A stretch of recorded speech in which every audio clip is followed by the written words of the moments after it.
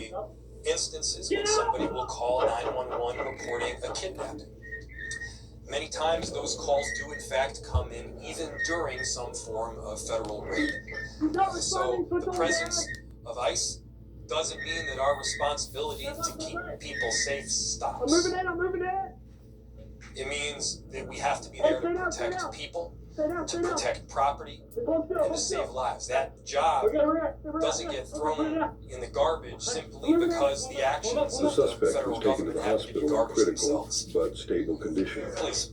If I Following can his respond to that, discharge, you know, he what was we need is arrested a law and now enforcement faces the presence following that's a charges: stabilizing felony domestic and violence, 3 reassuring counts presence. of felony assault on a Our police law officer, enforcement presence felony assault ought with a to deadly make weapon, people and feel more post-release safe, community supervision less violation. fearful, that's the word that you use, and help us facilitate safe outcomes in our community. That's the problem with what we see from the federal government right now, is that we're seeing federal agents Antonio, operate in Texas. communities across our country, not just St. Paul January and Minneapolis, 18th, but in communities 2024, across our a country routine traffic in stop ways that leads to an certainly ordeal by resulting in impact, life-changing certainly have the consequences. impact and actually seem to have be designed for the purpose of making people more fearful and making people feel less safe in our community. Around 2 in the morning on that's a January subversion. 19th, 2024, The problem a sports is utility in St. vehicle Paul was and in spotted with Minneapolis a and all broken across the tail country light.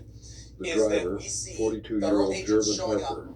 was pulled to the side of the road. Like I said, it feels to me intentionally, but whether it's intentional or not, federal agents showing up in communities across this country and having the impact of making people feel less safe, of making situations feel chaotic. And it is the responsibility of our police officers to respond to unsafe and chaotic situations in our community and help to try to be a stabilizing presence. However, something And that's what I would said very earlier, and I quickly think Chief grab the O'Hare officer's attention. acknowledged this as well.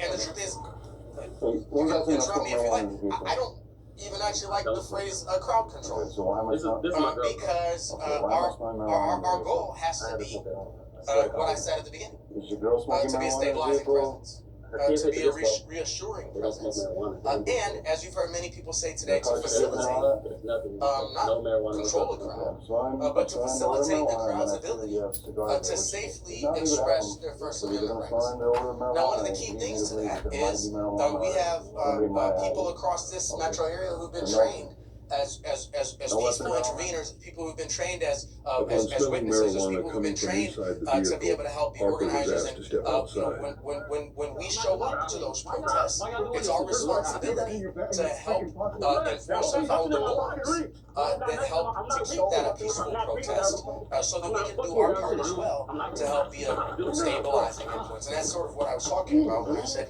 we have to do the opposite of what they're doing. Sadly, we live in an era where we have to find all of our ways, whether that's community members, whether that's protesters, whether that's elected leaders, whether that's our brothers and sisters in uniform. We ought to find ways to help stabilize things that it feels like our federal government and our president of the United States are intentionally destabilizing. Yes, we need our Harper officers began to be to helpful physically fight with to the be officers stabilizing as they tried to detain him. presence in those spaces and in all of our spaces.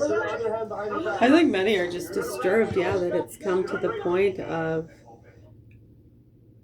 people just don't know what's going on and they're being so controlled by these crowd-funded, organized protests, riots for whatever delusional rights you think you don't have or are trying to be taken from you. They're going to make you all eat maggots. They're going to take all the life-saving medication. You'll own nothing and be happy. People really need to grow the fuck up. I hope they help these hostages and kids here in Augusta, Maine soon. Much love, health, and peace to you all.